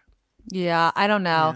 Heather, you're absolutely correct. She's exhausting. She is. And I don't want to hate on Jada Pinkett Smith, because this isn't really coming from a place of hate. It just, because she's always so open and disclosing things and blah, and obviously, yes, there's a book tour going on. But it always seems like she's kind of wearing the pants, which I don't have a problem with, but she seems to be the decision maker of what's being exposed. Right. And it's like, wait a minute. Can we also include Will in this? Obviously people may not want to hear from Will because of the slap, right? Yeah. She apparently even thought it was a skit. That's what she's like. I thought it was a skit because he was still standing up there. I guess Chris Rock went up to her. He's like, I totally did not mean anything by it. And then Will was still getting in Chris Rock's face. And then it makes you wonder, like, why did he get so upset? It's not like it's your wife still. There's just issues all over the place. I don't know, man. And yes, to answer a question, she is trying to sell a book. Yeah. She does have a new book. It's her memoir. And I don't know what it's called. Oh, but then also saying that, and then somebody's saying that Tupac is the love of her life. Like, come on. Can you stab the knife into the guy's heart any farther? Like, I mean, yes, Tupac and Jada had this history, but I mean, you're talking decades ago. You're going to compare Tupac and say he's the love of your life compared to a guy you've had children with and like a literal life with? I don't know. It just seems a little much. Sorry. I was reading a story about her memoir and this whole revelation, and she said that that whole slapping incident at the Oscars there was a backstory to it, that Chris Rock knew that they had been separated, and when he figured out they were separated, he asked her out. Yeah. And maybe Will Smith was mad that he had asked out his wife on a date or something. And then that also had to do with the anger there. I don't know. Yeah. Who knows? Again, if you're not really married or have an open marriage, and people find out, they're going to get asked out. It's just, you know what? This is why you don't open up your marriage. I might sound like a prude to all of you who might believe in open marriages and all that kind of crap. You don't let other people into your bedroom. I don't care how you want to spice it up and live on the edge. And, monogamy is antiquated, blah, blah, blah. Go ahead. Be married and open up your marriage. And, maybe in a few special cases it works out, but I don't think so. You work it out with the person that you're committed to, or you just stop the commitment. That's it. Yeah. So her memoir is called Worthy. Is what it's called, and I have a picture of it. Oh, worthy! You were not worthy. Worthy. The book is called Worthy. It's a memoir of her life, and here's the cover. It's an interesting looking cover. Yeah. Oh, and it's probably little tiny pictures of her life in there, right? Yeah, and her story and her memories, and worthy. It's her memoir. It's her life so far. Yeah. I mean, maybe what feeling age can you write a memoir, right? I mean, any age, really. It's all about your life up to that point. Yeah. I mean, I don't mean this to sound as harsh as do we care about Jada Pinkett Smith's life? I mean, a lot of seriously. People do. It's this whole thing with their open marriage and her memoir and everything. It's been one of the most searched for items in the last 2 weeks. Because of the slap, though. If the slap didn't happen, do you think people would give a crap about Jada Pinkett Smith's life? Honestly. I do. Maybe. I don't know. I'm she just and Will asking. Smith are such a big kind of Hollywood power couple. I don't know. Well, I mean, I think for the same reason people want to see her at that Red Table thing that she was doing. Oh, the Red Table Talk. And I like the Red Table Talk. I really do. I do too. And they just canceled them all, right? So that's no longer a thing. Oh, did they? I didn't know the Red Table is. I think it's canceled. I don't know. But I think there's an interest in her. I think people are interested in finding out. See. And also, the life is just so not normal, and their kids, their relationship with their kids is interesting. Yeah, I don't know. I'm not sure. We'll see how much. Yeah. Apparently, she dedicates a whole chapter to the slap, so it definitely has a prominence in said memoir. So, I don't know. Well, lastly, Taylor Swift is everywhere. Yes, she is. Sorry, Lori. I'll make it quick. On stage, at football games, and now on top of the weekend box office. Say what you will about not wanting to hear about Taylor Swift, but the Taylor Swift Eras Tour set an opening week record for a concert film with an estimated $97 million. Add to that more than $2 billion that the tour itself has brought in. Last week's box office topper, The Exorcist Believer, was a distant second with $11 million. The Eras Tour was this week's only wide release film because nobody wanted to compete with it. Let me ask you a question. When your daughter went to the movies, was it packed? Oh, yeah, it was packed. See, so my friends went to a different theater at a different at an earlier time, and when you try to buy tickets for the show, it was all sold out. But she's like, when we went, there were so many empty seats. Because they added extra shows. But then why couldn't you open up the seats? Like when you go to buy a ticket, you had to like reserve Right. your seat. Yeah. And then so if it's sold out, somebody bought those seats, right? Because maybe they clicked on the show that was sold out, or maybe they weren't selling tickets online for the newly added times. I don't know. But apparently it was so sold out that they added added extra movie theaters and extra tickets, but maybe they were waiting for people to show up to sell them. Our theater wasn't packed. Our theater was, No? I would say, half full, but it was a late night show. It was 9:45. We didn't get out of there till after midnight, almost 1 o'clock in the morning. Yeah. It was So a really I don't think a long lot of people show. wanted to do that. I was No. really exhausted even thinking about it. But all right, no more Taylor Swift. We're done. This show is crowd sponsored, which means we rely on you. Find us at do. theNikkiMedoroShow.com, theNikkiMedoroShow.com. And I will say, is it tomorrow is our Yes. anniversary? Yes. Tomorrow's our big anniversary. is. So don't miss the anniversary show. No, do not miss the anniversary. Tomorrow we're going to be speaking with Claudia Morandi. Okay. She's a pain expert. And she's going to talk to us. And thank you to Rev P for hooking it up. And he's been trying to get me someone. He's been trying to help me get somebody to talk about the other side of pain management, because we talk about opioids and the devastation it does and Purdue Pharma and all that kind of stuff. But there is a big question of what about people that need this medication and how they're suffering. And so we're going to have that conversation tomorrow. That's going to happen in the 10 o'clock. In the 9 o'clock hour, we will do the drawing for the raffle of my favorite things. And I thank everybody so much for buying raffle tickets. It's closed. Do not send me money. I mean, it's going to kill me if you send me money, but don't send me money. It's closed. It's closed. It's closed. It's closed. I don't want to deny. Become a Medorable. Become a monthly Patreon subscriber. If you want to buy $20 raffle ticket, give us $20 for the Medorables and become a monthly subscriber, because that really does truly help the show. This is just our first time doing a fundraiser for it. I thought it was fun. And believe me, the box is going to be worth it.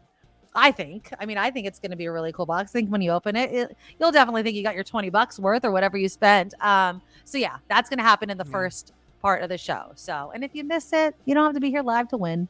But it will be fun to watch it live. It's going to be a fun box to get. I kind of wish that we would have gone through the box before it's sent. So it's a mystery box. Stuff in there. How about this? I will take a picture of all of the stuff that's in it, just in case the person that wins it doesn't. And so on Wednesday, I'll do that. How about that? On Wednesday, as I wrap things and put it in the box, I'll take a picture of it all so you can see what was in there. Okay. But it's a mystery box. I can't tell you what's in it. That was the whole fun part of the thing, is that you don't know what's in it. I've given some hints. And again, I'm not selling the tickets for $20 and you're getting $5 worth of stuff. So don't worry about that. It'll definitely be worth it monetarily wise. But again, if you're close enough, it also includes a delivery by yours truly. So we got to work that out as well. Okay. I do want to add, before we get into the Milpitas decision to kind of ban people from Zooming into council meetings, this kind of goes on the same line of, are we just fed up? I think there is this thinking of, we've been putting up with some nonsense for way too long and we're just done. And I wanted it, and I totally teased it in the show and I didn't get to it yet. But did you see the video of the cop beating? Well, he punched. It's still, in my opinion, a little shocking. The woman, I guess there was another woman with her, that had stolen like thousands of dollars worth of stuff from a store. Here's the video of it. Thanks to our friends over at KTVU. 37 interchange. When officers caught up to the alleged thieves, police say they tried to make arrests of the female driver, but she resisted. The TikTok video here shows an officer punching the woman as she lies on the ground. Police say they had to strike her in order to get her to comply. And once she stopped moving, officers say they were able to arrest her. A female passenger tried to run from the scene, but according to police, she was stopped by witnesses. Officers say they found $2,000 worth of stolen items in the car. And police also say both women were taken to the hospital with minor injuries, but are now in jail. The TikTok video of the arrest now has more than 770,000 views. So... Thoughts? Okay. Thoughts? Number one, she tried to run from the police. Right. Allegedly. Number two, she allegedly had $2,000 worth of stolen items in her vehicle. Right.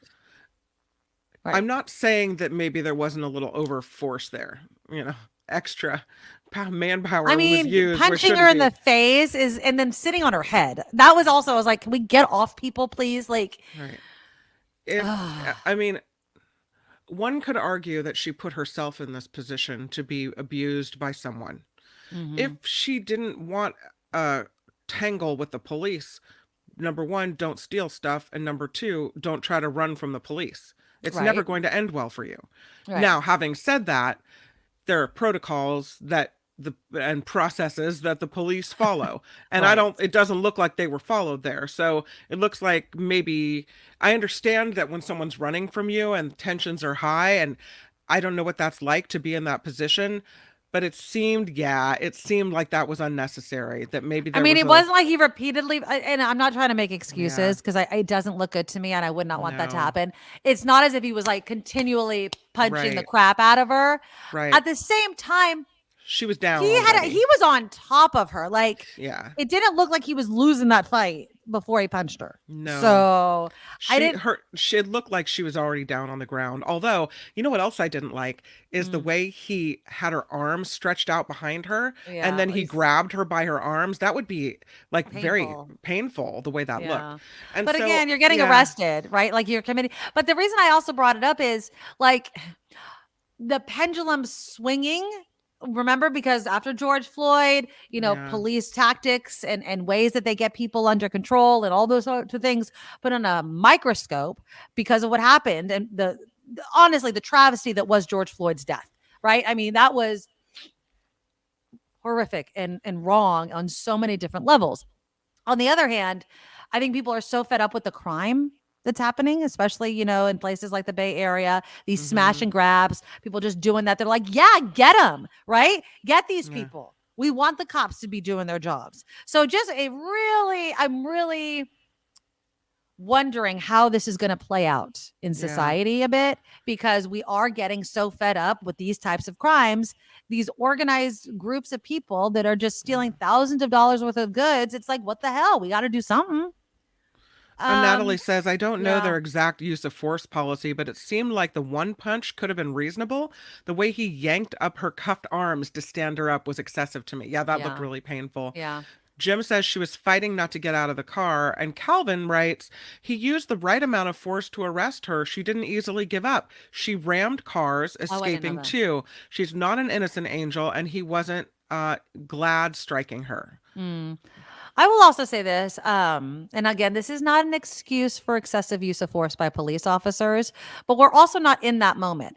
It's similar. I'm going to make a kind of an analogy of like a football player, right? Like, you're bashing people, and then you're supposed to like pick up a flower and hand it to someone delicately. It's like, well, my body is doing this. I am fighting to do my job. This person's doing that. You're standing on the sideline without your emotions heightened, without being in the situation as well. Now, I'm not justifying excessive use of force, but what I am saying is that sometimes when you take a snapshot of something, you imagine the police officer being a robot, and they're not. They're human beings. And that's why these conversations are very difficult, because they're always in control. Oh, they're always in power.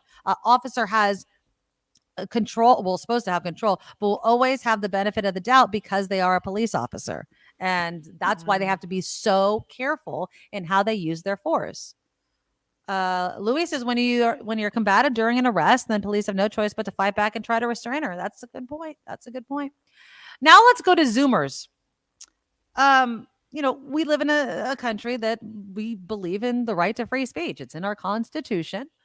I think that COVID especially led to prevalence of Zooming into these meetings, right? We couldn't all stand in a room together.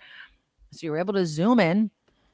But now all of a sudden, and I don't know if all of a sudden, I shouldn't even say that, people are hijacking these public meetings with hate speech.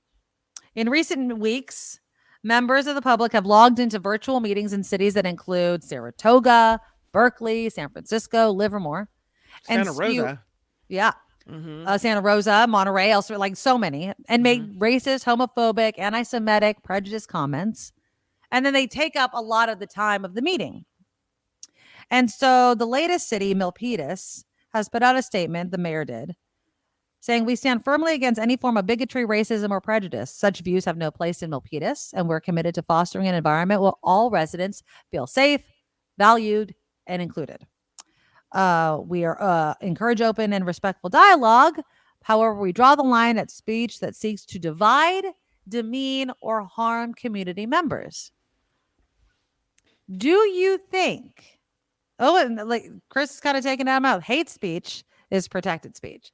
Do you think No, it doesn't. that it is fair to take away some people's ability to participate in the public comment process simply because other people are using it to spew these hateful things? Now, I imagine somebody with a disability, someone that's elderly and can't drive, right? I mean, they have lost something now. They have lost something that they were given before. They have the ability to make their comments known. Now you can email and it's part of the public record and blah, blah, blah, blah, blah.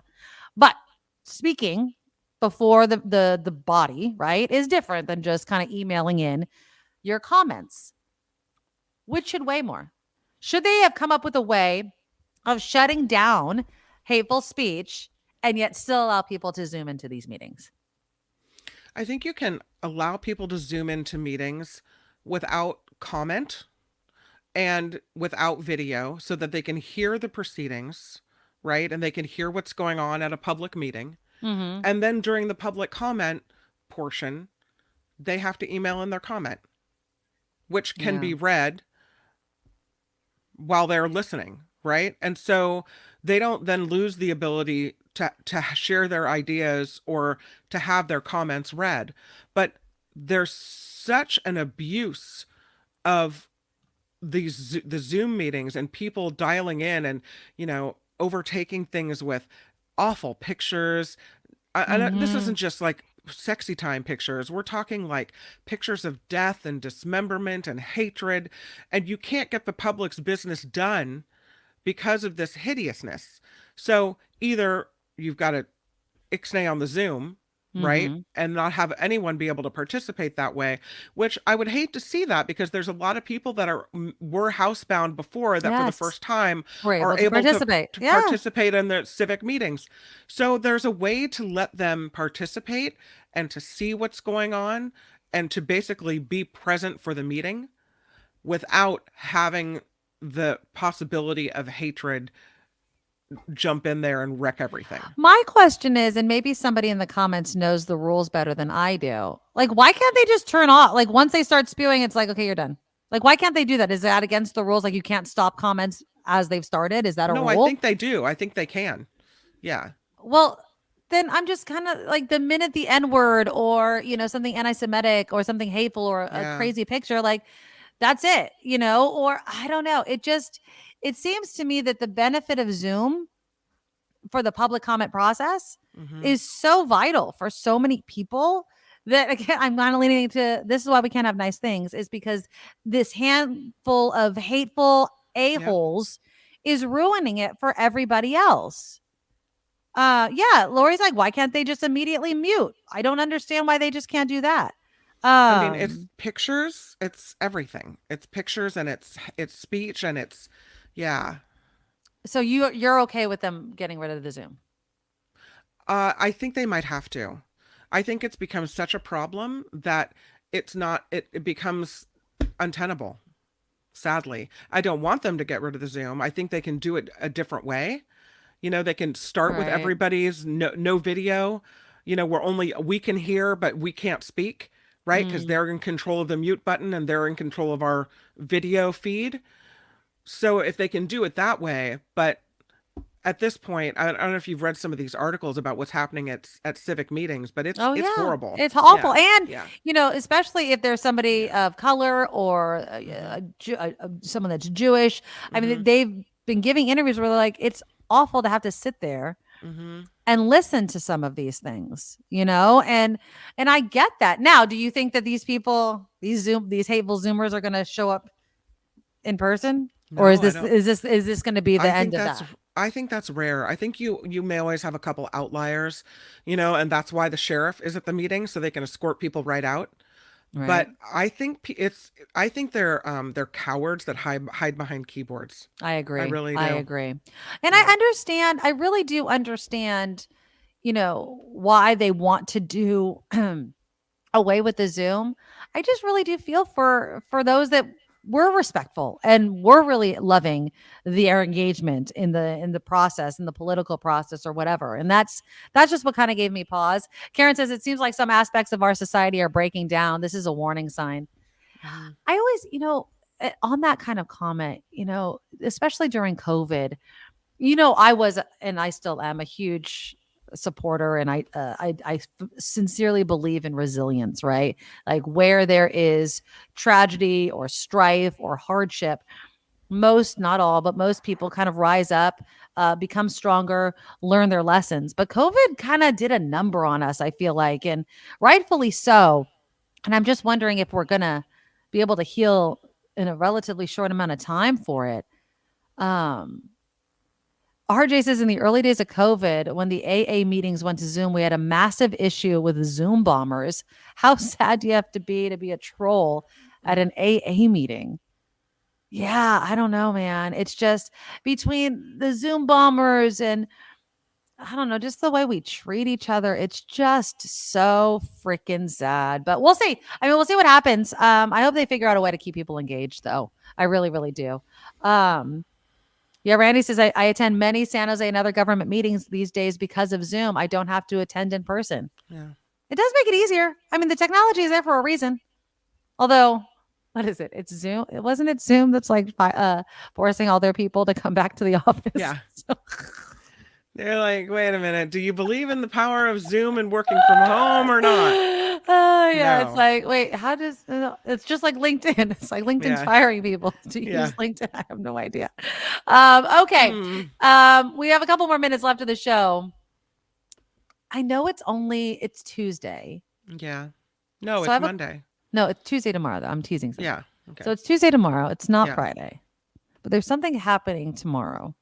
And I'm wondering, than our 1 year anniversary? Other than our 1 year anniversary. Okay. And the raffle winner being announced. So Taco Tuesday is obviously tomorrow.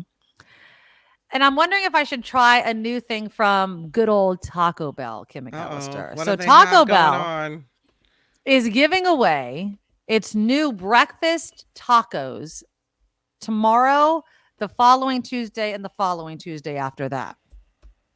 They're the new toasted breakfast tacos. It's a fresh grilled tortilla. Oh, no, fresh. It's a grilled tortilla filled with scrambled eggs, melted cheese, and your choice of bacon, sausage, or potato.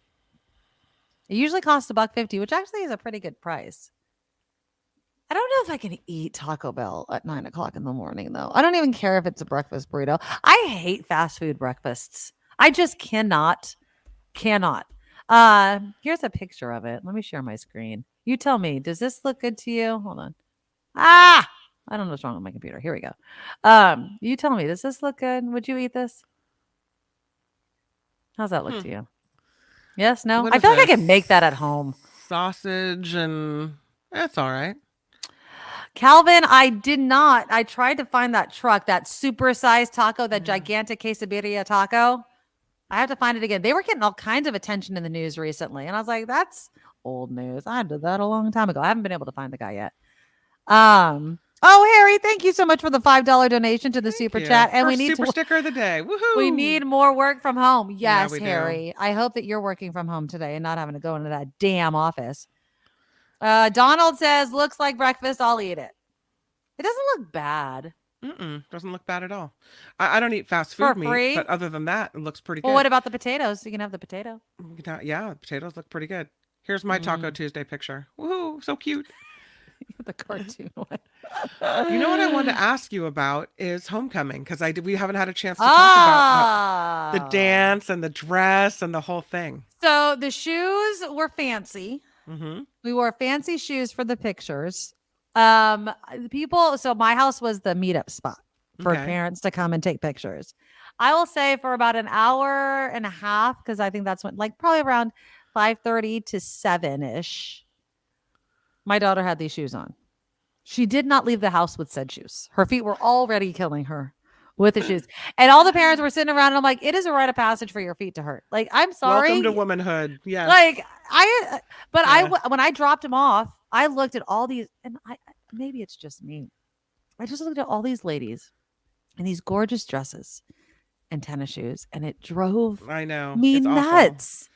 It drove me nuts, but maybe that's like fight the patriarchy, right? Like, screw it. I'm not gonna have my feet hurt. Who cares about my fancy shiny dress? I tried to argue for like ballet flats, and she's like, nobody wears that, Mom. Thank you, Joe, for the $10 super sticker. Oh, Joe, thank you. Thank you. Yeah.